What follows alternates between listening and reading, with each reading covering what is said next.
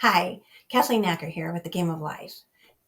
Hope you're doing great. And I'm here to just talk about some things that are stirring up in the news about some little birds, and they're not feeling well, and it's going around the entire globe. Don't you think it's kind of a coincidence that the entire globe, all the media, all the government, and all the big companies have the exact same script that they're reading? There could be a reason why they're reading that. Maybe there's marketing agreements, and in those marketing agreements it works with the agencies and the governments and the media and the large companies, the top executives, and they all get together, have a little party, and they write a script out, and then they teach them and they role play how to communicate that to others. And maybe this was done a couple of years ago, I don't know. And maybe I've seen those agreements, marketing agreements, but I not only saw those marketing agreements, maybe mine was by accident, but that means that the marketing departments of the government, of the media, of these large companies, and the executives and others have also seen them. And maybe they haven't spoke up. Maybe they're fearful of something or of their job. But in the Game of Life, the book that I wrote, the game is pulling back the veil. It's being Toto, because there is like a grand Wizard of Oz, if you will, if you look at the game like that in society. And we all know that the wizard is just an illusion of deception. And the fear is a state of mind. And it's overcoming that fear, pulling back the veil of not only your mind, but just facing it and going through that. I did it. I did it like over 156 times myself with just the company that I worked for. Not to mention, I stood up to the health departments and the state departments and the local departments and everything, and people stepped down.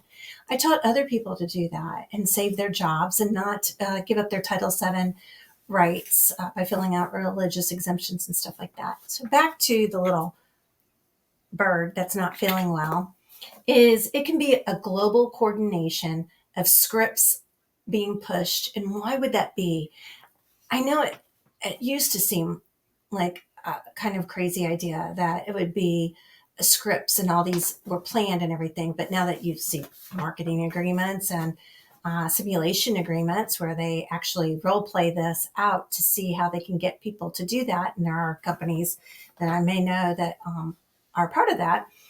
So it's all to manipulate, to create fear, to control. Now, anybody that's going to want to do that would be like the Grand Wizard of Oz, right? Because they want to control everybody and they can only do that through fear. But if you have faith over fear, they can't really manipulate you. That's what I teach. And I teach that by using divine law, because divine law trumps it. It's superior to the man-made law because nothing can be above its creator. So it's a beautiful orchestra of how to play the game full on and take down the evildoers in the game. But if you think about it, all that coordination and that fear mongering, it's so widespread and it's so uniform, right? It's so uniformed that it's sick. It's repeated over and over. You tell a lie enough. I mean, didn't that guy in World War II say that? I'm trying not to have any triggers here.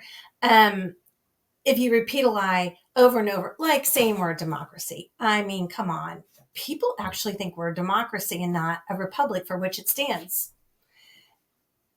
That's mind-boggling. But you tell a lie and then people start believing it. I mean, you got government politicians saying we're a democracy. You got large companies saying we're a democracy. We're not. It doesn't make us a democracy. We're not a democracy. We're a republic for which it stands. So knowing that is empowering, and knowing what to say and how to say it is also empowering. It's time to stand up to authority, to use your voice, and to have that confidence and that courage to do so.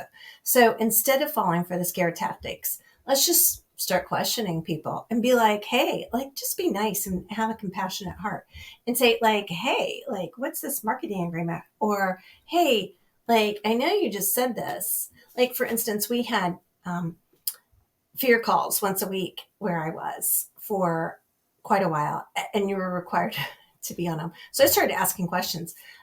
I might have gotten in a little bit of trouble. But the thing is that it started planting seeds in other people's minds, including those in power. Because at what point can you be in power and not start questioning the BS? I'm just saying. It takes a strong leader. It takes leaders that question, and those are the people that we need in office.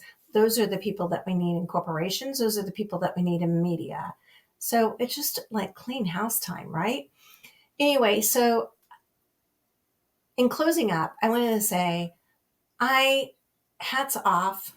I got some hats behind me. Hats off to all of those that are true heroes that did stand up and that have stood up and that maybe lost friends and family, as far as having talking relationships and stuff like that, or maybe lost them in other ways too.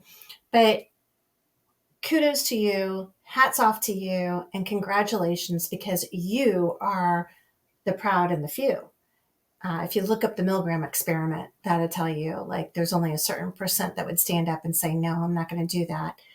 You're the one who leads the way forward, the path forward. You're the one who is the change for our future. And so even though you may have been isolated, or even if you're just now starting to question things, continue to question things and to know that you are powerful and that you have what it takes. So if you want more information about the bird or the marketing agreements or anything else, feel free to DM me and reach out. Until next time, roll the dice and play the game of life. Thanks for, and like and share, that'd be solid. Thanks.